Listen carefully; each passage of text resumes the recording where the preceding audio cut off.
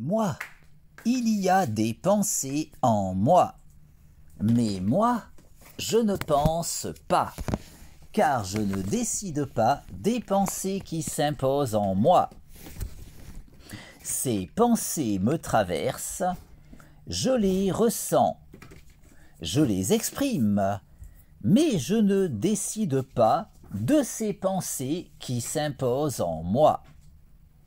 Ces pensées que je ne choisis pas, ces pensées dont je ne suis pas l'auteur, ces pensées qui me traversent en me donnant conscience du concept de l'absolu, parce qu'elles émergent de l'absolu et parce que l'absolu est. L'absolu est. Il est l'être. L'absolu est immuable et autosuffisant.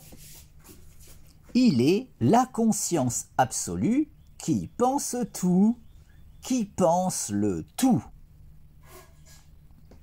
La conscience absolue qui est l'être et qui pense l'existence, qui pense l'illusion du réel, qui pense mon existence, qui me pense moi. Moi, je ne pense pas et je ne suis pas, car je n'existe qu'en tant que pensée de la conscience absolue. La conscience absolue qui est l'être et qui pense l'existence, qui pense l'illusion du réel, qui pense mon existence, qui me pense moi et qui pense les pensées qui s'imposent en moi. Ces pensées que je ne choisis pas, ces pensées dont je ne suis pas l'auteur. Ces pensées qui me traversent en me donnant conscience de l'absolu, parce qu'elles sont pensées par la conscience absolue. La conscience absolue qui est l'être, la conscience absolue qui est immuable et autosuffisante, la conscience absolue qui est l'être et qui pense instantanément toute l'histoire de l'existence, la conscience absolue qui pense instantanément toute l'histoire cosmique, tout cet enchaînement causal qui s'écrit rationnellement.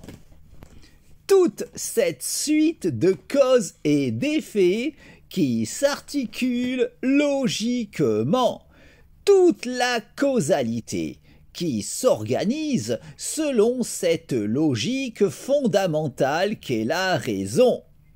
Cette logique absolue qui transcende tout, la raison qui est dans les rouages de tout, la raison qui détermine fondamentalement tout, de l'origine jusqu'à l'aboutissement, de l'infiniment grand jusqu'à l'infiniment petit, en passant par ma conscience. La raison qui est cause de tout et cause du tout. La raison qui est absolue, immuable et autosuffisante. La raison qui est l'absolu.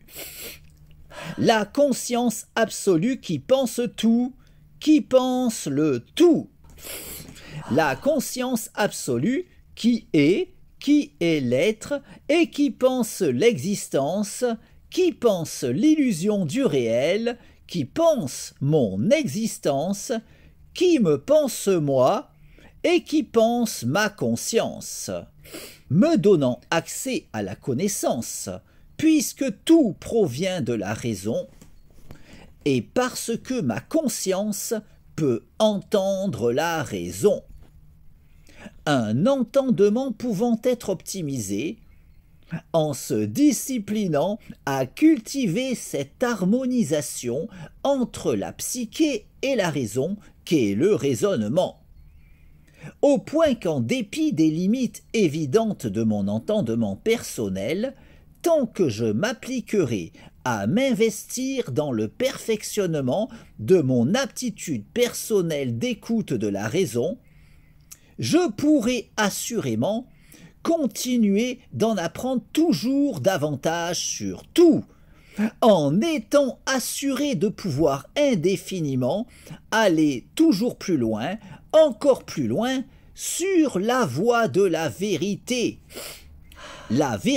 qui est absolue, validant de la sorte toutes les vérités relatives de l'existence qui participent de cet absolu qui est l'être, qui est le tout, qui est la vérité, qui est la raison, cause de tout, cause du tout et cause de soi, la raison qui est absolue, immuable et autosuffisante, la raison qui est l'absolu, la conscience absolue qui est et qui pense l'existence, qui n'a nulle autre raison d'exister que l'évidence absolument logique pour la conscience absolue de logiquement penser absolument tout, au point de pouvoir, en dépit de l'immuabilité de son étentité,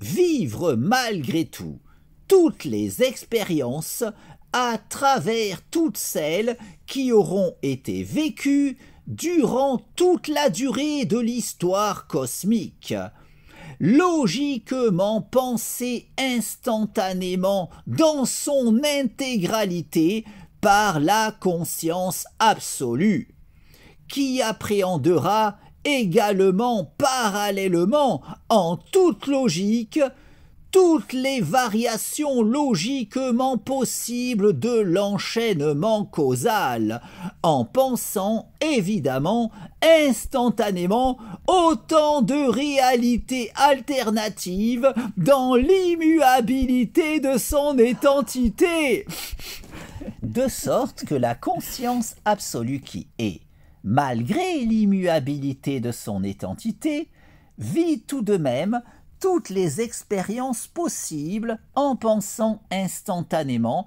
tout l'enchaînement causal avec toutes les variations logiquement envisageables de ce dernier, pour autant de réalités alternatives, se devant logiquement d'exister autant que la nôtre au sein de cette conscience absolue qui pense, en toute logique, absolument tout.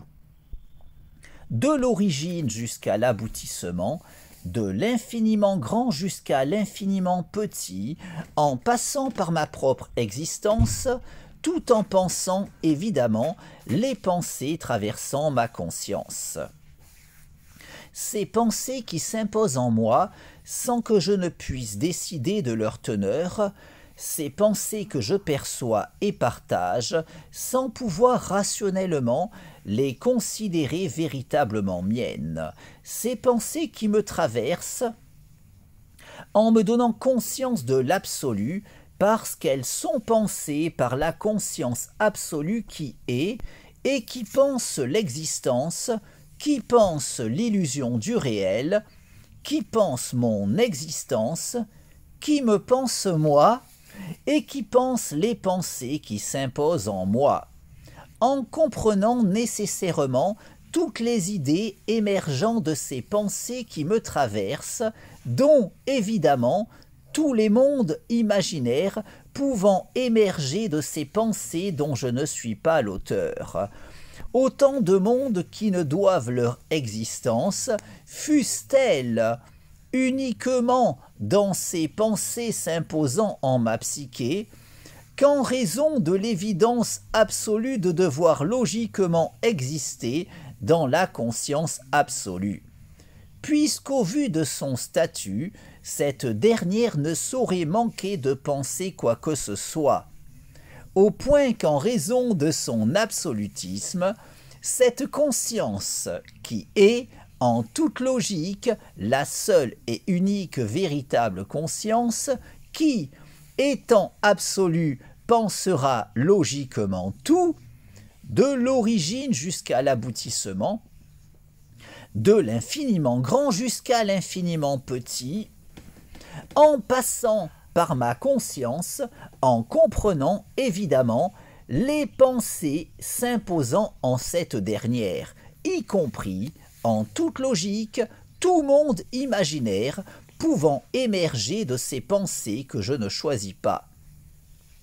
Autant de monde qui, en conséquence, ne saurait logiquement être moins réel que celui dans lequel j'évolue, un monde n'existant en vérité qu'en tant que pensée de la conscience absolue, tout comme les mondes imaginaires peuplant ces pensées traversant ma psyché. Des pensées logiquement pensées par la conscience absolue qui, en toute logique, pense évidemment tout. La conscience absolue qui est, tout en étant l'être à elle toute seule, et tout en étant également, en raison de son absolutisme, en toute logique, immuable et autosuffisante, au point de vivre toutes les expériences possibles et imaginables en pensant instantanément toute l'histoire cosmique avec toutes les variations logiquement envisageables de la causalité, en vivant les expériences de toutes les formes de vie qui se devront nécessairement d'exister au cours de ce devenir instantanément pensé dans son intégralité par la conscience absolue qui, malgré l'immuabilité de son identité, peut ainsi vivre toutes les expériences en pensant notamment les vies de tout un chacun d'entre nous, tout en pensant autant de mondes imaginaires qu'il aura pu en émerger, d'autant de psyché au cours de l'histoire cosmique, légitimant l'existence de notre univers, tout comme les innombrables réalités alternatives de ce dernier, logiquement légitimées par les lois de la probabilité, ainsi qu'autant de mondes imaginaires qui auront émergé d'autant de psyché à travers le temps. Un tout n'existant qu'en tant que pensée de la conscience absolue qui, étant l'être à elle toute seule, tout en étant logiquement, en raison de son absolutisme, immuable et autosuffisante, au point qu'en tant que conscience absolue, nécessairement immuable et autosuffisante, la conscience absolue qui est, pense forcément toute l'histoire de l'existence. Cette illusion du réel qui n'a nulle autre raison d'exister qu'en tant que pensée de la conscience absolue qui, en tant que telle, ne saurait manquer de penser quoi que ce soit, au point que la conscience absolue qui est, dans l'immuabilité de son identité, vit tout de même toutes les expériences possibles et imaginables en pensant instantanément absolument tout, avec autant de mondes parallèles au nôtre qu'il pourra y avoir dans les imaginaires d'autant de psyché à travers l'univers, tout comme autant de réalités alternatives à ce dernier qui pourront se montrer logiquement probables selon les lois de la probabilité pour cet enchaînement causal écrivant notre histoire, une causalité totalement structurée sur la raison, cette logique fondamentale qui détermine tout, de l'origine jusqu'à l'aboutissement, de l'infiniment grand jusqu'à l'infiniment petit, en passant par ma conscience, tout en me donnant conscience de cette logique absolue, d'où ma propension à pouvoir évoluer vers la connaissance, puisqu'évoluant personnellement dans un monde totalement fondé sur la raison, tout en étant personnellement capable de percevoir la raison, car c'est uniquement pour cela que le monde m'est connaissable. Puisque tout repose fondamentalement sur la raison et parce que ma conscience peut entendre la raison. Cette logique absolue qui, à l'opposé de cet avis trop souvent soutenu, ne saurait souffrir la moindre limite, de sorte qu'il ne saurait y avoir la moindre question pouvant échapper à ses lumières, puisqu'en raison de son statut de brique fondamentale de l'enchaînement causal, étant le moteur fondamental de la causalité, le rouage essentiel de cette suite de causes et d'effets écrivant l'histoire cosmique. La raison est, en toute logique, ce qui détermine absolument tout. Et ce, sans le moindre intermédiaire véritable, puisqu'elle détermine absolument tout, au point qu'elle ne saurait ignorer quoi que ce soit, pas même les raisons du cœur, même si l'on peinera davantage à aiguiser notre perception de la logique absolue lorsqu'on voudra employer cette dernière afin de saisir ce qu'il pourra sembler y avoir de plus intime selon tout un chacun, en tout un chacun d'entre nous. Des limites à notre entendement qui, bien que bien malaisé à surpasser, ne saurait témoigner des supposées limites de la raison que trop de personnes s'obstinent à présupposer la concernant, puisqu'étant dans les rouages de tout, cette logique fondamentale qui détermine absolument tout, jouit logiquement de la connaissance de tout. La connaissance du tout, la connaissance de soi, puisqu'étant le tout, tout en étant, en raison de son absolutisme, cause de tout, cause du tout et cause de soi, au point qu'elle ne saurait ignorer quoi que ce soit dans le tout, quand bien même notre perception de la raison pourrait se montrer bien plus difficilement optimisable lorsqu'il nous importera d'employer la logique absolue pour nous éclairer sur les questions concernant ce que l'on considère comme fondamentalement particulièrement intime nous concernant.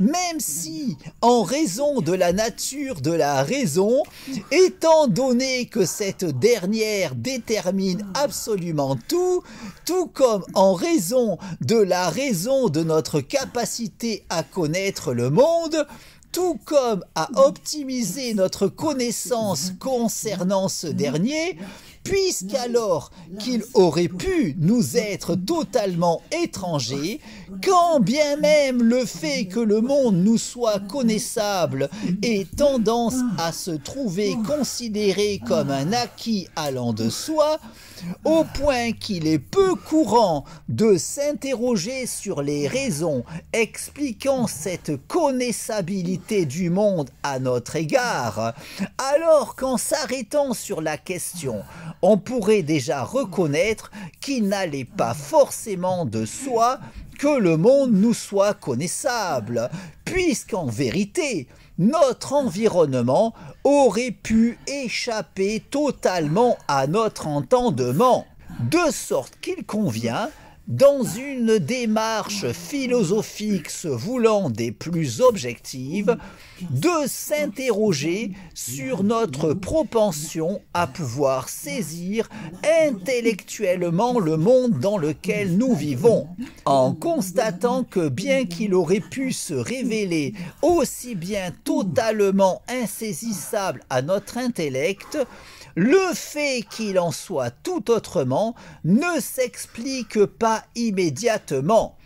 Alors qu'après avoir saisi le rôle de la raison, notre entendement saisira les raisons de notre aptitude à pouvoir saisir intellectuellement notre environnement. Puisqu'en vérité, en toute logique, nous évoluons dans un monde qui nous est connaissable pour la simple raison suffisante qu'il repose fondamentalement sur la raison et parce que nous bénéficions tout un chacun de la capacité d'entendre la raison. Au point que ce sera uniquement en s'appliquant à cultiver cet entendement que l'on pourra potentiellement en connaître toujours davantage sur tout. Puisqu'en raison de son absolutisme, la raison ne saurait souffrir la moindre limite, de sorte qu'il ne saurait y avoir aucun moyen d'accéder à la connaissance au moyen de quoi que ce soit d'autre que la raison, au point que quoi qu'il en soit, quelles que soient les limites de notre aptitude d'écoute de la raison, ce sera seulement en se disciplinant à s'appliquer à cultiver cet entendement que l'on pourra théoriquement continuer de progresser vers la connaissance. Aussi, tout en évoluant dans cet enchaînement causal totalement fondé sur la raison. Grâce à mon aptitude d'écoute de cette logique fondamentale, mon entendement m'a conduit à trouver le sens de la raison qui m'entraîne dans cette illusion du réel qu'est l'existence, au point d'en arriver à présent à pouvoir faire cette expérience de rêve lucide dans ce rêve qu'est l'existence, de façon à pouvoir décider de mon existence. Car, de même qu'en prenant conscience de mon rêve, je peux faire l'expérience de rêve lucide lors du sommeil paradoxal, de façon à pouvoir décider de mon expérience onirique, ma lucidité de l'illusion du réel me permet de pouvoir faire cette expérience de rêve lucide dans ce rêve qu'est l'existence, de façon à pouvoir décider de mon existence. La nuit, je me couche en décidant de mon rêve. Le matin, je me lève en décidant de mon rêve. Dans ce rêve qu'est l'illusion du réel. La nuit, je m'endors en décidant de mon rêve. Le matin, je m'éveille en décidant de mon rêve. J'ai conscience de l'illusion du réel. Je peux faire l'expérience de rêve lucide dans ce rêve qu'est l'existence. J'ai conscience de n'être qu'une illusion dans ce rêve qu'est l'illusion du réel. J'ai conscience de cette illusion qu'est ma vie. J'ai conscience de cette illusion qu'est mon corps. J'ai conscience de cette illusion qu'est ma conscience. Ma conscience peut faire l'expérience de rêves lucides dans ce rêve qu'est l'existence. Ma conscience peut décider de sa sérénité. Je décide de jouir de la paix en moi, la sérénité dans mon esprit, l'harmonie en moi, mon harmonie corps-esprit, mon harmonie avec toute chose, mon harmonie avec tout, mon harmonie avec le tout. Je décide de provoquer l'alchimie en moi, l'alchimie dans ma vie, l'alchimie dans mon corps, l'alchimie dans mon esprit, l'alchimie dans mon corps-esprit, l'alchimie dans le cours de ma vie, l'alchimie dans mon existence, l'alchimie dans l'orientation de mon existence. Je décide de cette illusion qu'est ma vie. Je décide de cette illusion qu'est mon corps. Je décide de cette illusion qu'est mon esprit. Je décide de cette illusion qu'est mon corps-esprit. Je décide du cours de ma vie. Je décide d'orienter ma vie selon ma volonté. Dans ce rêve qu'est l'existence, je décide de vivre la vie de mes rêves. Dans ce rêve qu'est l'illusion du réel, je décide de l'orientation de mon existence. Ma lucidité de l'illusion du réel me permet de pouvoir faire cette expérience de rêve lucide dans ce rêve qu'est l'existence, de façon à pouvoir décider de mon existence. La nuit, je me couche en décidant de mon rêve. Le matin, je me lève en décidant de mon rêve. Dans ce rêve qu'est l'illusion du réel. La nuit, je m'endors en décidant de mon rêve. Le matin, je me réveille en décidant de mon rêve. Ma lucidité de l'illusion du réel me permet de pouvoir faire l'expérience de rêve lucide dans ce rêve qu'est l'existence, de façon à pouvoir évoluer sur le chemin de l'accomplissement de mon moi.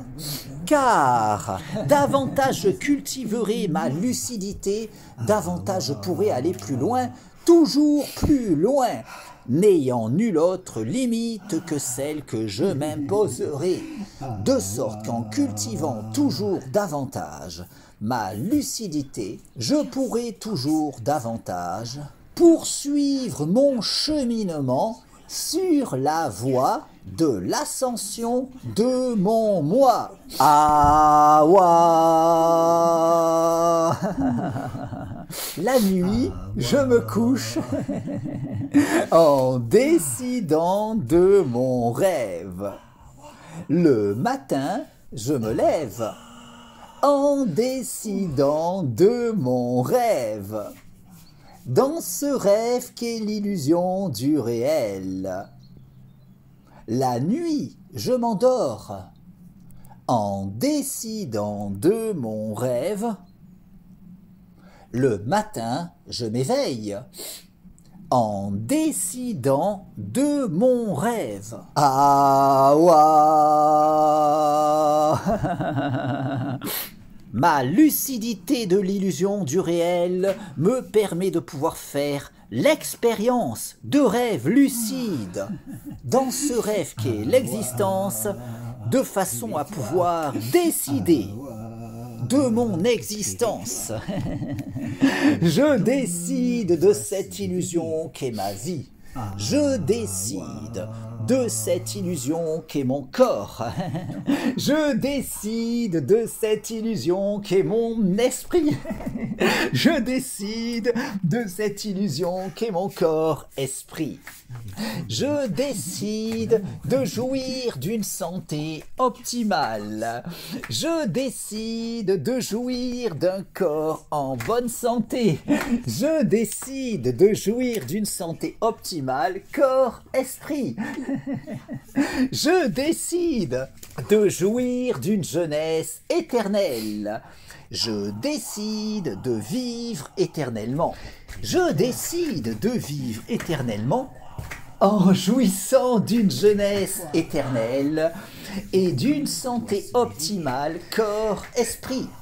Ma lucidité de l'illusion du réel me permet de pouvoir faire l'expérience de rêve lucide dans ce rêve qu'est l'existence, de façon à pouvoir décider de mon existence. La nuit, je me couche en décidant de mon rêve. Le matin, je me lève en décidant de mon rêve. Dans ce rêve qu'est l'illusion du réel. La nuit, je m'endors en décidant de mon rêve.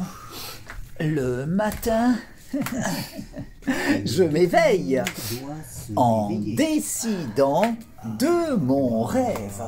Ah, ouah.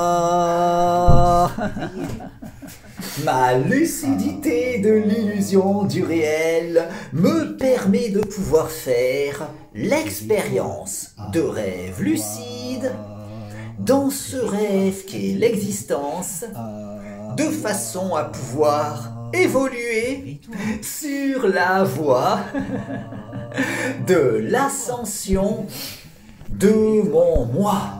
Ah, ouah.